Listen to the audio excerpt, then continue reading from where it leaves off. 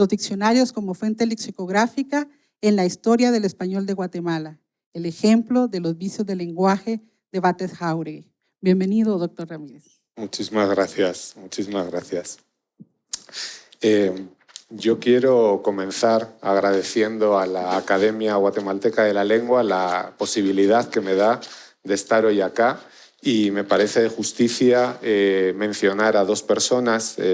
Por un lado, a la directora Raquel Montenegro por toda esta presentación, que se debe más a la amistad que nos une que a cualquier mérito que yo pueda tener, y por otro lado a la profesora Guillermina Herrera, porque ha sido y sigue siendo mi maestra en todo lo que tiene que ver con el español de Guatemala, con una variedad a la que yo me acerco hoy, especialmente con mucho miedo, teniendo en cuenta acá, teniendo delante y teniendo en cuenta que son ustedes los grandes especialistas sobre la temática.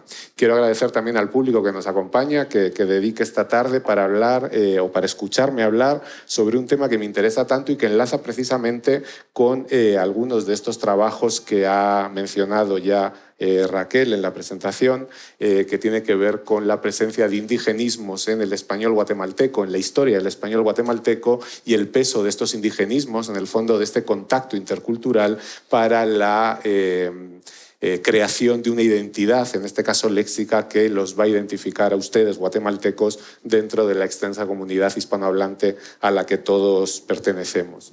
Y en realidad es un honor estar acá porque en el fondo estoy en la casa de Batres Jáuregui, o en una de las casas de Batres Jáuregui, y me siento muy honrado de poder estar aquí reivindicando, mostrando su obra y en el fondo reivindicando la importancia de un autor que creo todavía no se le ha concedido la importancia que realmente tiene. Quienes me conocen, la profesora Guillermina y la profesora Raquel, saben que la brevedad no es una de mis virtudes, de manera que les voy a pedir que con toda confianza pues me indiquen cuándo tengo que dejar de hablar, porque probablemente hable más de lo que a todos ustedes les gustaría. Y es que últimamente, en los últimos años, vemos que el estudio del vocabulario que se emplea en Guatemala, o que históricamente se ha empleado en Guatemala, pues ha despertado un creciente interés por parte de los investigadores frente a una situación de desconocimiento casi total en lo que tiene que ver con la historia léxica de esta variedad. Afortunadamente, cada vez tenemos más datos que nos permiten conocer su pasado. Es cierto que los datos por el momento son parciales, son fragmentarios, es cierto que tenemos que seguir investigando, pero en todo caso ya tenemos algunas informaciones que nos permiten comprender cómo se va configurando esa importante personalidad léxica que caracteriza hoy a esta variedad centroamericana. Tienen ahí algunos, probablemente hay más, pero tienen ahí algunos de los trabajos que les he mencionado.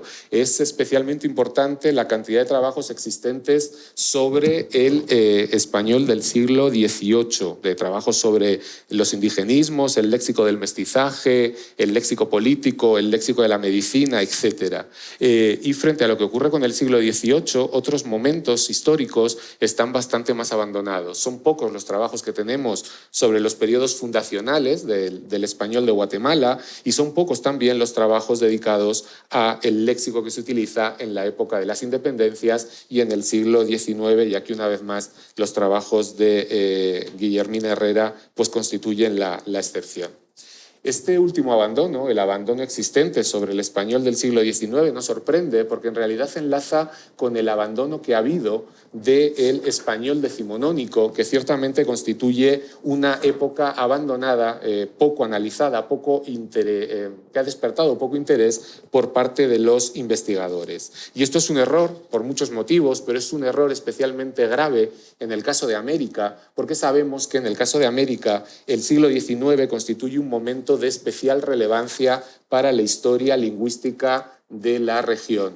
No voy a señalar los muchos factores que explican por qué el siglo XIX es fundamental para la historia del español de América, pero sí que quiero señalar dos que son los que tienen ahí en el punto 3.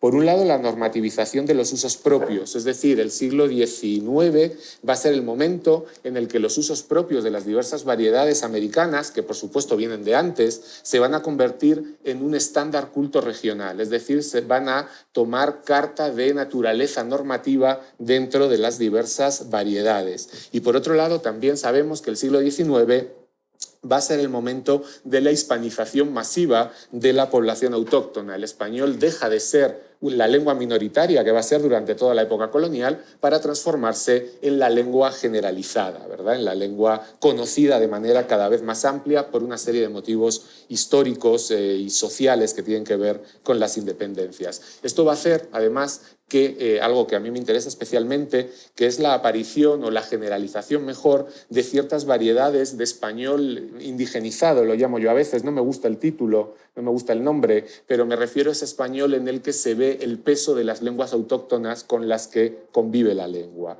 No digo que nazcan ahora, pero ciertamente ahora se van a desarrollar. Por tanto, no deja de ser paradójico que un siglo que sabemos que es fundamental para la historia del español de América haya sido tan poco estudiado, y también quiero que este trabajo sea, en la medida de lo posible, una llamada de atención sobre la necesidad de desarrollar nuevos y más detallados estudios que nos permitan conocer con mayor profundidad la situación lingüística del siglo XIX, en este caso de su léxico. Por tanto, esa es la idea de esta charla de hoy. La charla tiene como propósito cubrir parcialmente los vacíos que se acaban de señalar por medio del análisis lexicológico de los indigenismos que aparecen en esta obra que ya hemos citado, en Los vicios del lenguaje y provincialismos de Guatemala, que publica en 1892, y no creo que la fecha sea casual, Antonio Batres Jáuregui. La idea, en la medida de lo posible, es conocer la incidencia que tienen estas voces en la que sin duda constituye la obra lexicográfica más importante de Guatemala, por su calidad y por su cantidad, del siglo XIX, y probablemente una de las más importantes de todo el continente de esta época. Por tanto, los objetivos específicos, los objetivos concretos son también los que tienen apuntados en la pantalla.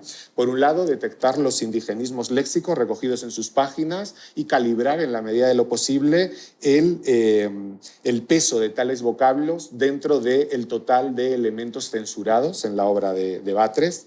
En segundo lugar, llevar a cabo el análisis de estas voces según diversos criterios. Vamos a analizar sus orígenes etimológicos, su distribución por campos léxicos y una serie de cuestiones.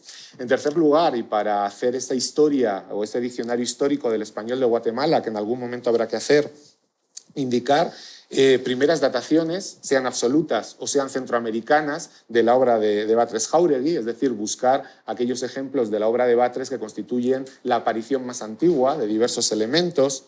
Y por último, comprender de manera más profunda y a partir de las propias citas de Batres Jáuregui, la valoración de las lenguas autóctonas que se da en la lexicografía centroamericana de finales del siglo XIX.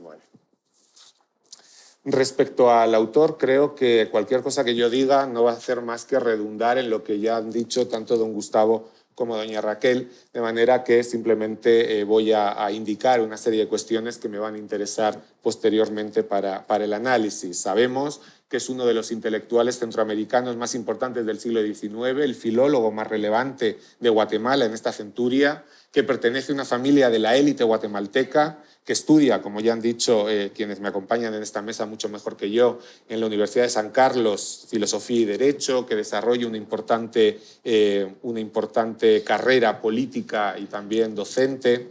Y sobre todo quería especificar o señalar algo que tiene que ver con el pensamiento de este autor, porque sirve para entender lo que luego va a aparecer en su obra. La Biblioteca Virtual de la Filología Española, en la que yo también colaboro, señala lo siguiente sobre el pensamiento de Batres Jáuregui, y cito: sus planteamientos, centrados en la figura del indígena, muestran tintes del racismo de la época y entran de lleno en el conflicto decimonónico de civilización y barbarie, planteando que el indígena debe asimilarse para lograr la uniformidad biológica de la nación. Esta es una cita textual de él. Por tanto, fíjense que pertenece Batres Jáuregui, y corríjanme si me equivoco, a esta ideología liberal americana, centroamericana de la época, que va a explicar en parte también la obra filológica que realiza y algunas de sus características. Como les decía, esto se ve claramente, esta ideología se ve claramente en los trabajos filológicos que desarrolla, tanto en Los vicios del lenguaje de 1892 como en El castellano en América de 1904, obra que muy novedosa, por cierto, con unas ideas muy avanzadas y que creo que merece más difusión de la que por el momento ha tenido. Respecto a este autor o a los autores de su época, Quesada Pacheco, de la Academia Costarricense de la Lengua, señala o indica que reflejan, y cito, una tendencia más bien de corte conservador, cuyo interés primordial era mantener la lengua y la literatura unidas, resultado de cierto temor ante la idea de una desarticulación de la lengua española en el Nuevo Mundo. Evidentemente se está incorporando a esa disputa sobre la unidad y la fragmentación de la lengua en la que participa no solo América, también España, o también autores españoles, y que constituye, piensa en la famosa polémica Cuervo-Valera, ¿verdad? Constituye sin duda la polémica filológica más interesante, o una de las más interesantes del siglo XIX.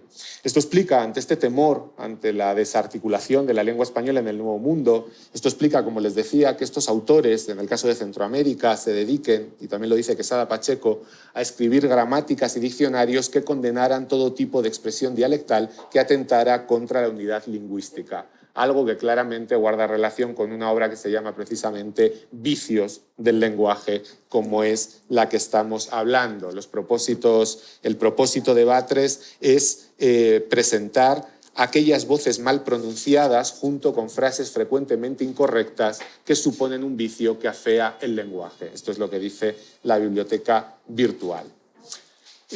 Ante esta situación, por tanto, podríamos preguntarnos cuál es el interés lexicológico de una obra como Los vicios de Batres Jáuregui, y yo quiero señalar al menos 3 cuestiones de muy diversa índole que me parece que demuestran el interés de la obra. Por un lado, la inexistencia hasta el momento actual de un corpus filológicamente fiable que represente el español de Guatemala del siglo XIX y que permita, por tanto, analizar el léxico empleado en esta variedad. Es decir, el hecho de que no tengamos un corpus nos obliga a trabajar, o digamos que resalta el interés de esta obra, que puede entenderse como este corpus que todavía tenemos que crear. Por otro lado, la riqueza y la amplitud de los fondos que atesora este diccionario. Son más de 500 páginas, son 1.800 entradas, de acuerdo con los datos de Quesada Pacheco, y esto lo transforma en una de las mejores y las más ricas fuentes para el análisis de esta cuestión. Y por otro lado, aunque parezca paradójico, la propia finalidad prescriptivista de la obra, que necesariamente nos dice, por un lado, que las palabras que aparecen en el diccionario son voces que se utilizaban en Guatemala, no tendría sentido quejarse de unos vicios que nadie utiliza, evidentemente es algo que se estaban utilizando acá, y por otro lado, la aparición en sus páginas de lo que a mí me gusta llamar la mirada del filólogo, es decir, una serie de informaciones de tipo sociolingüístico, de tipo diafásico, de uso, que nos sirve para completar, para dar una visión mucho más completa y, por tanto, realista de cómo es la lengua en Guatemala en el siglo XIX. Por tanto, fíjense que la conjunción de estos factores tan diversos, pero al mismo tiempo tan relevantes, lo que nos están hablando es que el texto lexicográfico de Batres Jáuregui constituye un documento de primera importancia a la hora de estudiar el vocabulario decimonónico del español de Guatemala, y que se merece, y vuelvo a reivindicarlo, se merece más atención de la que por el momento se le ha dedicado en la investigación. Quiero explicitar también muy rápidamente, aunque ya ven que la rapidez no es lo mío, muy rápidamente cuáles son los principios metodológicos que voy a seguir en este trabajo. Muy rápidamente, como les digo. He de decir que voy a seguir un trabajo mío de hace tiempo, del año 19, como esquema del trabajo. Tanto las cuestiones que voy a analizar como el propio análisis en sí. Y quiero seguir este modelo que está centrado en la obra de otro guatemalteco ilustre, o al menos de filiación, ¿verdad? En la obra de Cortés y Larraz, del arzobispo Cortés y Larraz. Digo que quiero seguir este modelo porque es un modelo que hemos comprobado que funciona bien, que es exitoso para analizar el léxico de los siglos XVIII y XIX. Y por otro lado, también quiero mencionar cómo entiendo yo el americanismo. Es cierto que voy a hablar de indigenismos, no de americanismos, pero bueno, saben que es un concepto especialmente polisémico. Para mí, y en realidad no es una idea mía, es una idea que tomo de Concepción Company, de la Academia Mexicana de la Lengua, el americanismo hay que entenderlo como aquella unidad léxica, me centro en el léxico, del habla urbana, popular, oculta o ambas de América, y cuyo uso muy frecuente y cotidiano distancia la variedad americana respecto del español peninsular. Fíjense que es una definición centrada exclusivamente en el uso. Es el uso lo que me sirve para determinar el americanismo. Y esto es interesante porque me permite establecer o extraer dos cuestiones que me parece que son fundamentales. Por un lado, señalar que existen diversos subtipos de americanismos. Americanismos que vamos a llamar puros, semánticos y de frecuencia. Luego voy a describir cada tipo.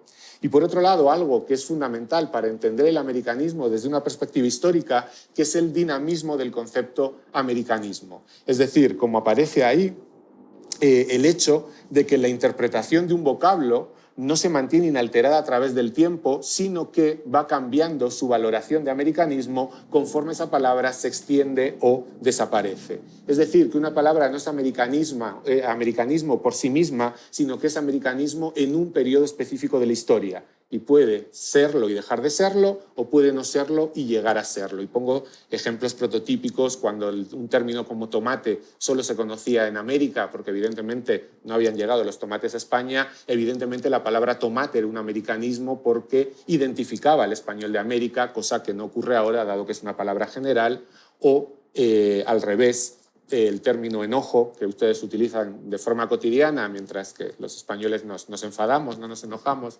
se ha convertido con el paso del tiempo en un americanismo. Hoy lo es, pero no lo era en el siglo XVII, cuando constituía una voz general. Y vamos ahora sí con las ideas, el indigenismo y las ideas lingüísticas de Jáuregui. Parece que no hay duda, ¿verdad?, que un texto que se llama Vicios del lenguaje y provincialismos va a identificar a su autor con esta corriente purista que para la lexicografía centroamericana establece Quesada Pacheco en el siglo XIX. Y de hecho muchas de las entradas del texto pues parecen avalar esta idea, esta interpretación. Es decir, encontramos denuncias de Batres Jáuregui que tienen que ver con esas supuestas incorrecciones, denuncias de la pronunciación. Tienen ahí una serie de ejemplos, no los leo para ir un poquito más rápido. Denuncias elementos morfológicos, ¿verdad? Géneros discordantes. Es que la gente dice la reuma cuando tiene que decir el reuma. Es que la gente dice el sartén cuando hay que decir la sartén. Formas verbales vulgares, ese quedrán, andó, conducí. Fenómenos sintácticos, el voseo. El voseo traía a mal traer al pobre don Antonio, porque aparece de forma muy generalizada en la obra, y también aparecen una serie de elementos en el léxico. Ahí les he apuntado algunos que además constituyen líneas de trabajo que habrá que desarrollar en el futuro. Cada uno de esos puntos, en el fondo, es un artículo. Cuestiones, por ejemplo, que critica dentro del léxico como modificaciones semánticas americanas, apearse no por sí misma, sino por un valor específico que dice él que se da en Guatemala, que en realidad es un valor bastante general en el continente, apercibirse, bandada, neologismos, discute sobre la necesidad de incorporar o no ciertos neologismos, arcaísmos en una variedad como esta, ¿verdad?, que para un español resulta léxicamente muy arcaica. Él critica una serie de voces, ¿verdad?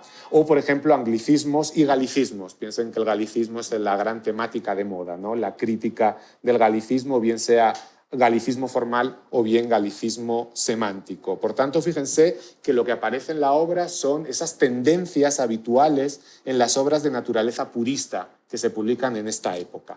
Si pasamos al indigenismo y pasamos a la siguiente,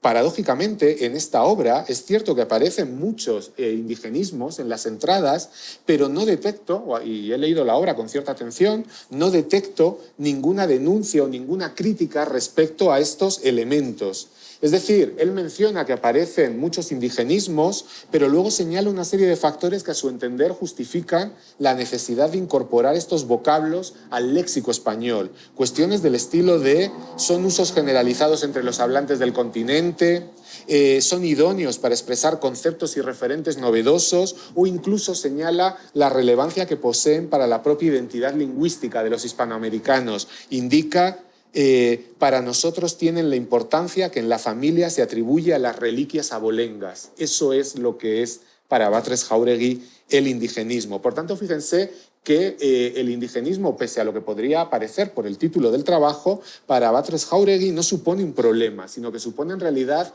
un enriquecimiento del español, un español que en modo alguno puede circunscribirse a los límites a los estrechos límites de sus orígenes latinos o de la norma peninsular. Y si me permiten, quiero leerles una frase, un fragmento, porque me parece muy revelador de esta actitud.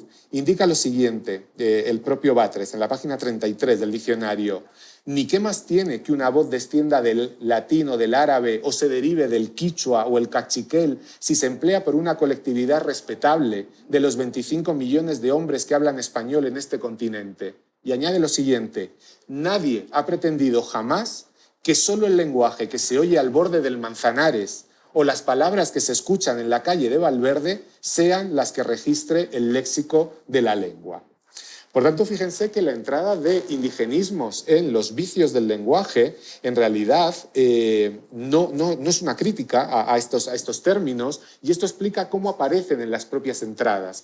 ¿Cómo aparecen estos elementos? Pues aparecen en realidad unas entradas de carácter enciclopédico donde se precisa el origen etimológico de las voces. Batres estaba tremendamente interesado en la etimología, cosa que también era muy habitual en la época, la distribución diatópica, el significado preciso, muchas veces en forma de crítica a lo que dice el diccionario de la Real Academia Española. Y les quiero poner un ejemplo sobre el término chácara. Dice: así llamamos a lo que generalmente en América llaman chacra, que según el diccionario de la Academia es una vivienda rústica y aislada. Pero con perdón del ilustre cuerpo, me parece que hay mucha ironía, pero con perdón del ilustre cuerpo, chacra lo que quiere decir es una propiedad rústica pequeña sembrada de árboles frutales. Es decir, fíjense que la presencia de indigenismos en la obra no se debe interpretar como una sanción en contra de estas voces, sino que muy al contrario supone una auténtica reivindicación de lo americano, una reivindicación de lo americano y muestra lo que, creo yo, es la necesidad que siente Batres Jáuregui de incorporar tales vocablos a la obra académica, estableciendo así una especie de diálogo con la docta casa, un diálogo con la academia madrileña, que no solo hace él. Piensen, por ejemplo, en el peruano Ricardo Palma, también con sus fichas lexicográficas exigiendo la incorporación de peruanismos en la época, y que por eso me parece que deberíamos considerar al autor, a Batres Jáuregui, no como un purista como tal, sino en realidad, tanto por la atención que presta a su variedad como por el valor que le concede al habla propiamente guatemalteca, como un ejemplo más de esos autores que están a mitad de camino entre lo preceptivo y lo descriptivo, y que van a aparecer ya a finales del siglo XIX y que nos van a abrir la lingüística puramente descriptiva, la dialectología del siglo XX. Si seguimos. Por tanto, no puede sorprender la presencia de indigenismos, y lo que es interesante es que aparecen muchos indigenismos en la obra. A veces indigenismos que sirven para definir otros indigenismos, otros términos. Quizás esos no me interesan tanto, pero por ejemplo indica, cuando habla del comal, dice: comal es un disco grande, delgado, de barro, con bordes, en el que los indios cocían y aún cuecen el tascal o torta de maíz. Fíjense cómo utiliza tascal dentro de la definición de comal, un indigenismo para definir otro indigenismo. Yo no me voy a centrar en esos elementos, o al menos no en este momento. Quiero hablar de las voces que aparecen lematizadas, es decir, que aparecen como entradas del diccionario. Y los vocablos de indudable origen amerindio, porque hay algunos que probablemente son amerindios, pero no he podido encontrar la etimología, son 230. 197 simples más 33 derivados.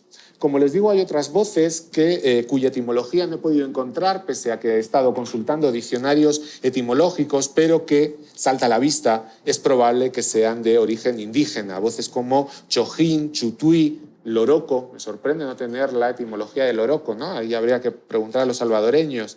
Huiriche, huisespín, etcétera. Perdón, las pupusas del loroco.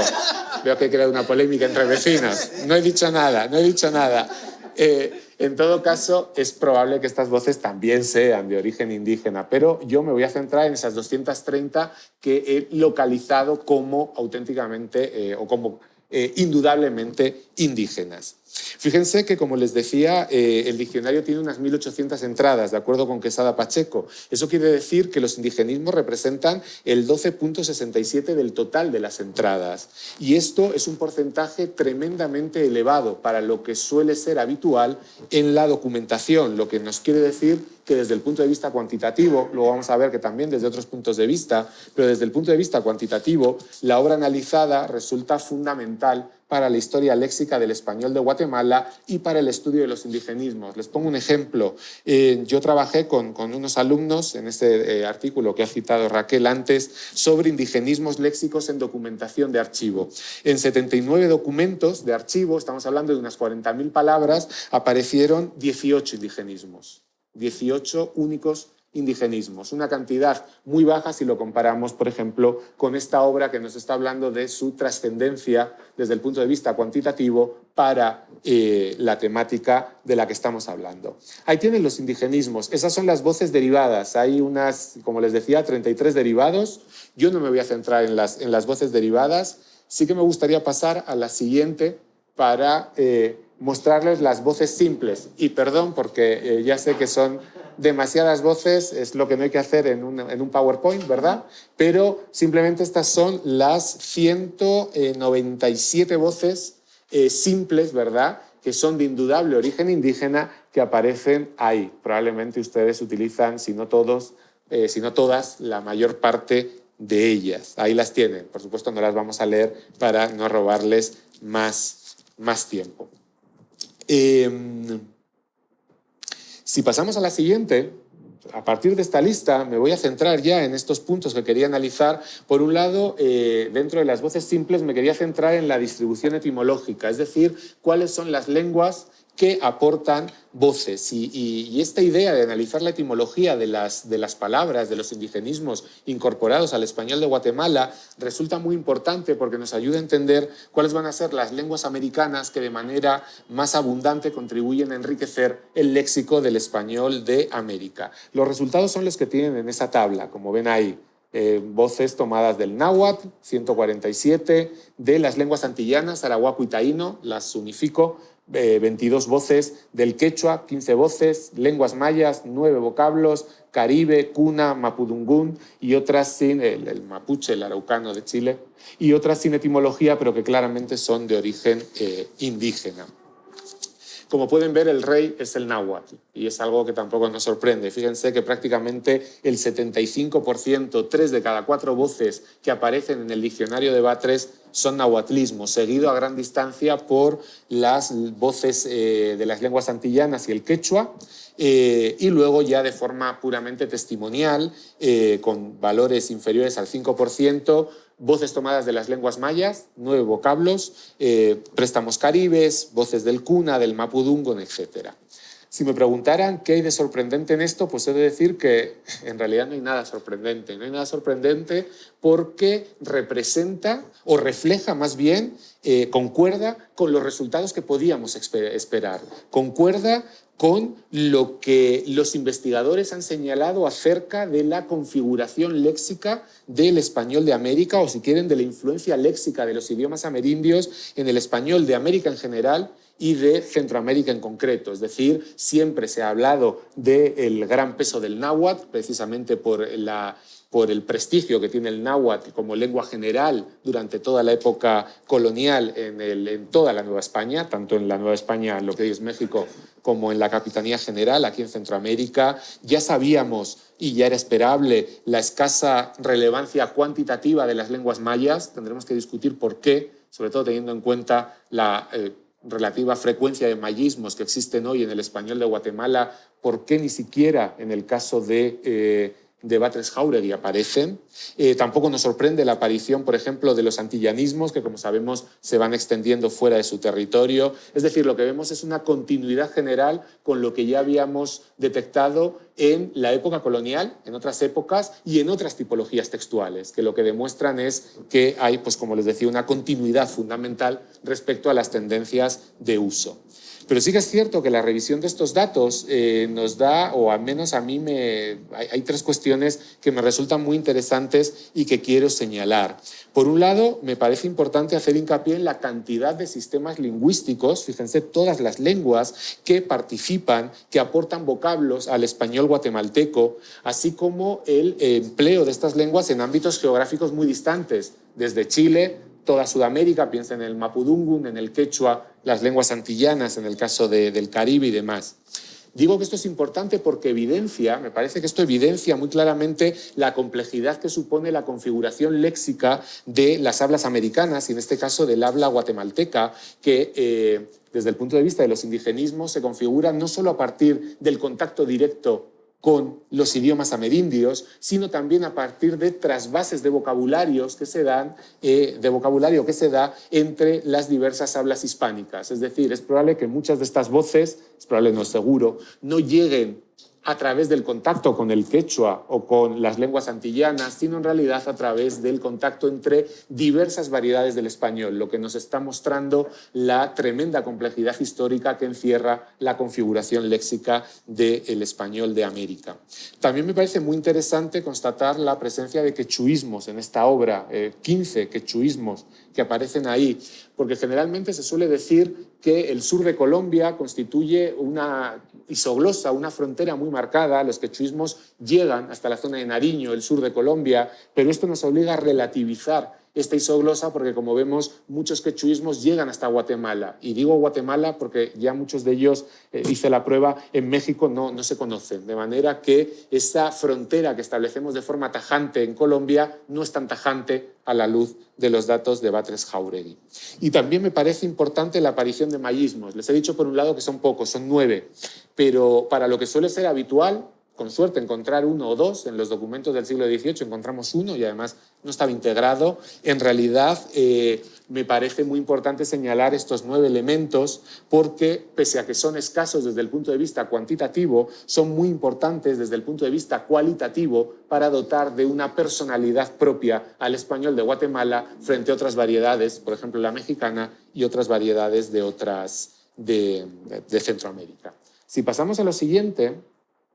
Bueno, esto es lo que les había dicho. Si pasamos a lo siguiente, ahí está. También me interesaba hacer una distribución por campos léxicos, precisamente para ver cuáles son las realidades que de manera predominante son expresadas con préstamos tomados de las lenguas autóctonas. Se ha aplicado el modelo de ese trabajo que les cité del año 2019. Esa es la mitad de la tabla. Ahí tienen voces de la agricultura y la ganadería, enseres y utensilios, fauna. Si pasamos a la siguiente...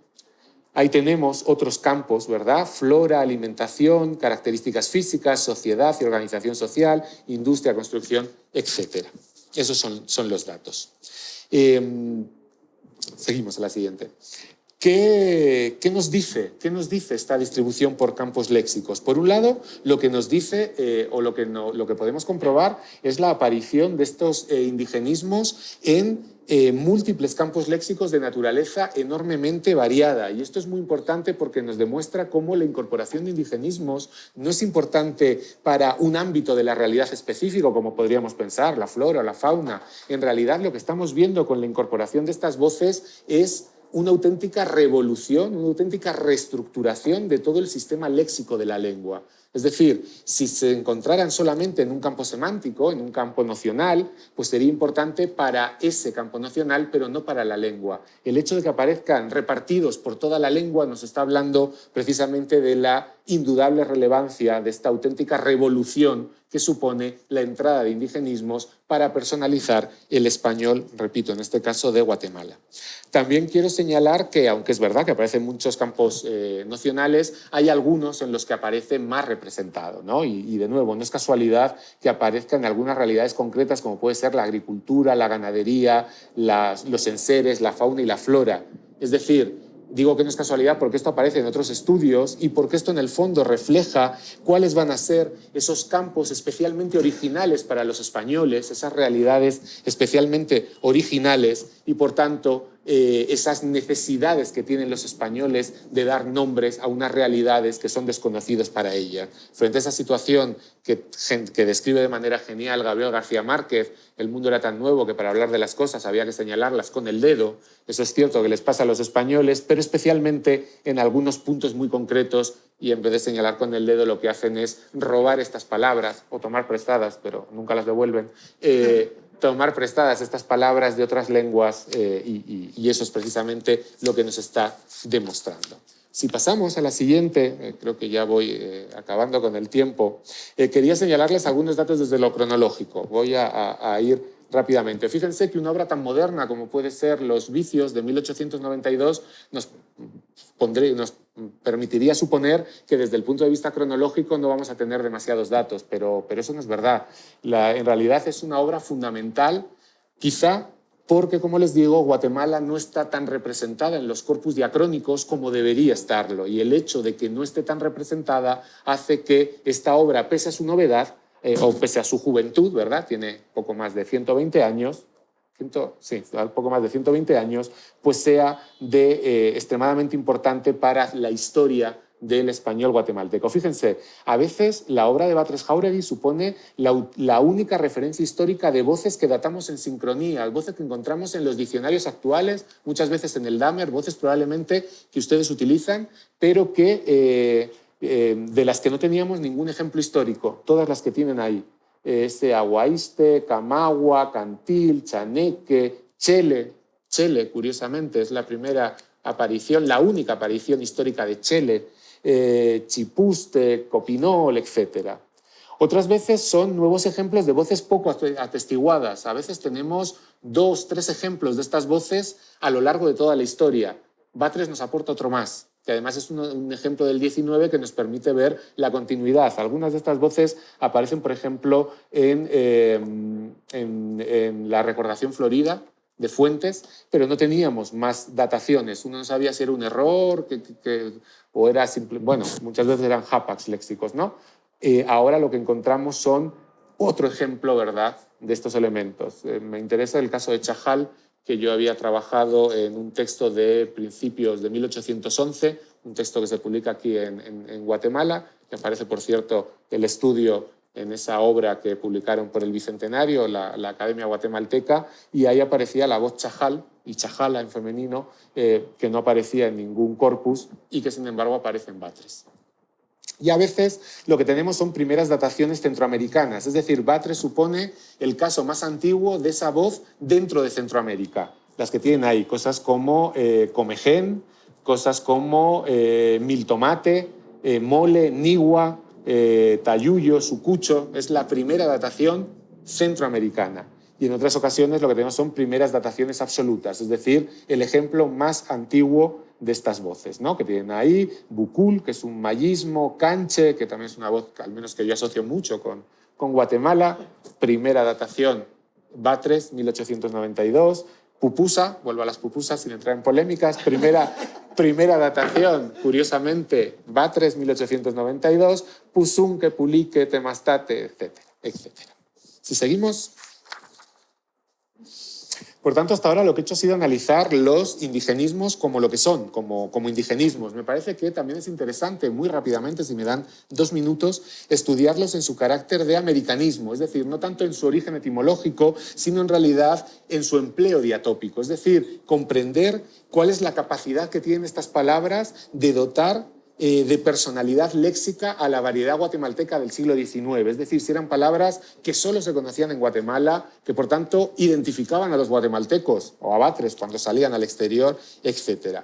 Es muy interesante porque si desde el punto de vista etimológico todas estas palabras tienen su origen en las lenguas autóctonas de América, desde el punto de vista de su carácter de americanismos, lo que encontramos es una situación tremendamente más variada porque vemos que estos indigenismos se pueden englobar dentro de los diversos subtipos de los que he hablado anteriormente. Es cierto que los datos de Cordet no nos permiten hacer un estudio muy profundo de algunas de las palabras, de manera que les voy a poner ejemplos de estos elementos. No he podido estudiarlos todos porque nos faltan datos.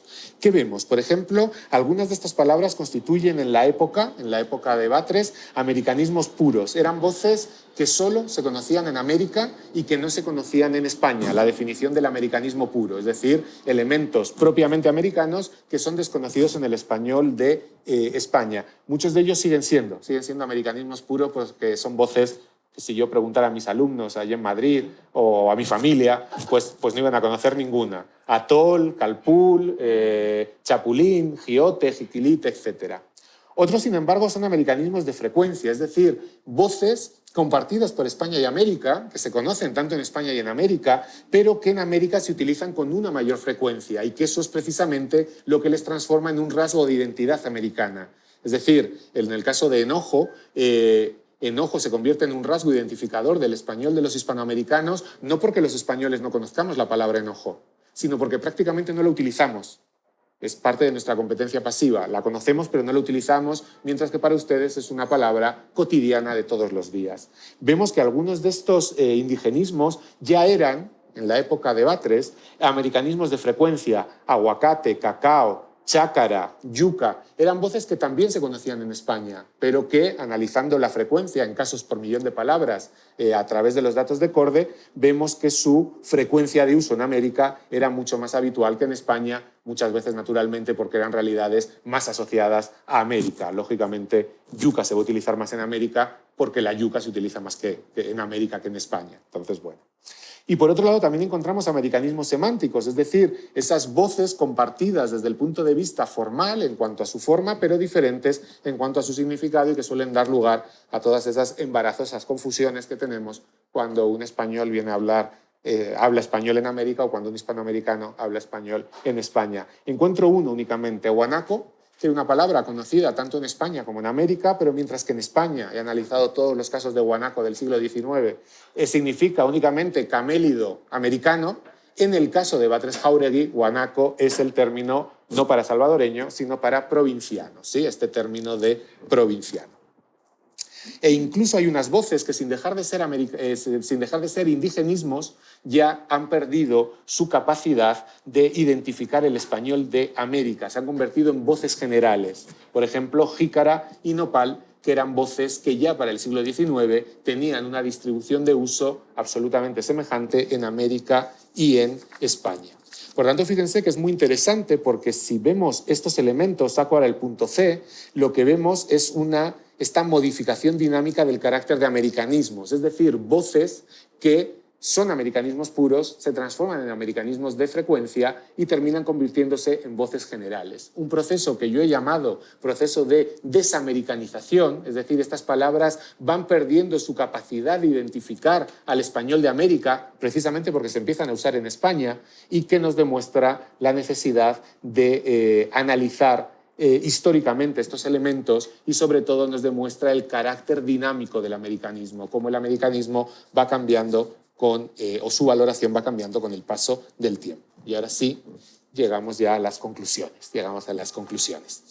Bueno, después de esta rápida o no tan rápida revisión de los indigenismos que aparecen en los vicios del lenguaje, me parece que podemos ya responder a las cuestiones que planteé al comienzo de esta charla. Me parece que ya podemos comprender mejor el valor que Batres Jauregui y la lexicografía centroamericana concede a los préstamos de origen americano o amerindio y además permite aportar datos de cierta relevancia desde un punto de vista lexicológico, por eso quería utilizar la fuente lexicográfica como corpus lexicológico para conocer la, por el momento, poco atendida o no lo suficientemente atendida, historia léxica del español de Guatemala. Respecto a lo primero, como les he dicho, pese a que estas voces aparecen en un diccionario de vicios y provincialismos, no hay una crítica por parte de Batres Jauregui. Es decir, no está censurando esta expresión dialectal que atentara contra la unidad lingüística que decía Quesada Pacheco. En principio, la actitud de Batres ante el indigenismo es notablemente positiva, porque, y en este sentido sus páginas se ofrecen como una defensa de estas voces con razones de muy diversa índole y además como un alegato a la necesidad de incorporar estas palabras al diccionario, que en el fondo es una llamada de atención a los señores académicos de España a la necesidad de incorporar las normas no peninsulares dentro de la casa común de la lengua española. Precisamente por eso lo que vemos es que muchas de estas entradas no son una crítica al indigenismo, sino una crítica al diccionario de la Real Academia, una crítica al diccionario a quien se le pide pues, que modifique su redacción. Por eso entiendo que Batres no hay que entenderlo como un purista tal cual, sino en realidad como una muestra de este momento de transición que nos lleva desde el purismo, desde el prescriptivismo, hacia la descripción. Y me parece que eso se ve muy bien, por ejemplo, también en la lectura de las cuestiones fónicas y de las cuestiones morfosintácticas. Por otro lado, también es importante señalar la importancia de esta obra para la historia del indigenismo guatemalteco. Por un lado, por la abundancia, como les he dicho, 230 vocablos, entradas indudables, que equivalen al 12% de las entradas, un porcentaje altísimo en comparación con lo que se da en otras obras. Y he de decir que esta trascendencia no se queda únicamente en la cantidad. También hay una serie de cuestiones, como les dije, por ejemplo, si hacemos el análisis de los orígenes etimológicos, lo que vemos es que Batres Jáuregui coincide con las tendencias que ya se han descrito en otros estudios. Vemos, por tanto, esa continuidad fundamental entre momentos y entre tipos de obras, y vemos también la complejidad que supone la creación léxica de las variedades americanas, porque, como les digo, pues nos demuestra no solo el contacto, en el caso de los indigenismos, con las lenguas autóctonas, sino también el contacto entre diversas variedades del español, que me parece que sirve para entender mejor cómo se construyen léxicamente las variedades del continente. Si pasamos a la siguiente y revisamos por campos léxicos, pues de nuevo lo que vemos es, por un lado, la extensión por campos muy variados, pero por otro también la concentración mayoritaria en ciertas esferas que de nuevo no son casuales. Lo que nos están hablando es de la estrecha relación que existe entre procesos históricos y cambio lingüístico, y en el fondo nos está hablando de la necesidad de la perspectiva filológica, porque precisamente el quehacer del filólogo no es más que la unión y la interconexión entre la historia y la lengua, si quieren, entre las palabras y las cosas, siguiendo la escuela filológica alemana del siglo XIX. En cuanto al indigenismo como americanismo, pues sí, desde el punto de vista de su origen etimológico, todos son indigenismos, pero fíjense cómo reaccionan de forma diferente al concepto americanismo, o al menos al concepto americanismo tal y como yo lo entiendo. Por un lado, pertenecen los vocablos a los 3 subtipos de americanismos que he señalado: puro, semántico y de frecuencia, y también tenemos algunos que ya son voces generales y que nos están dibujando ese proceso de desamericanización que afecta a muchos indigenismos, fundamental para entender la historia léxica del español, no solo de América, sino del español en su conjunto, y que todavía no ha recibido la atención que merece por parte de los estudiosos. En cuanto a datos cronológicos, como ven, primera datación absoluta, primera aparición histórica, ejemplos de voces con poca atestiguación que nos están, una vez más, indicando la importancia de esta obra para la historia léxica del español de Guatemala. Y ahora sí, termino ya. No cabe duda, a partir de todo esto, de este primer acercamiento a la obra de Batres Jáuregui, no cabe duda de la enorme importancia que tiene esta obra desde diversos puntos de vista.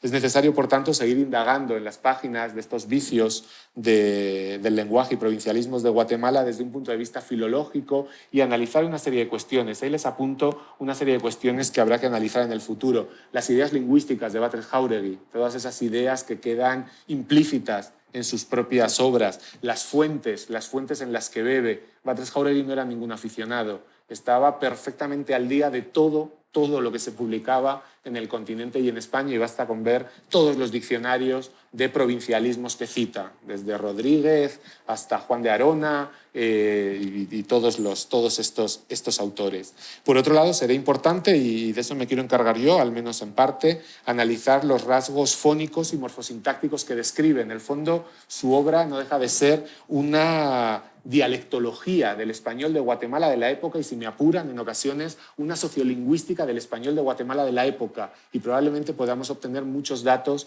para tener una visión más completa del español, de la situación del español en Guatemala a finales del siglo XIX. Y en cuanto al vocabulario, habrá que estudiar los arcaísmos. Un rasgo muy identificador del español centroamericano es la presencia de esos arcaísmos o pseudoarcaísmos, como decía Moreno de Alba. No vamos a entrar en la discusión de qué es un arcaísmo, los galicismos, que era el gran caballo de batalla de la época, y los anglicismos, porque él habla mucho de anglicismos, supongo que vislumbrando pues, el peso que Estados Unidos va a tener en el siglo XX, y en este sentido, Estados Unidos y el inglés, quiero decir, y en este sentido no deja de ser un adelantado para su época.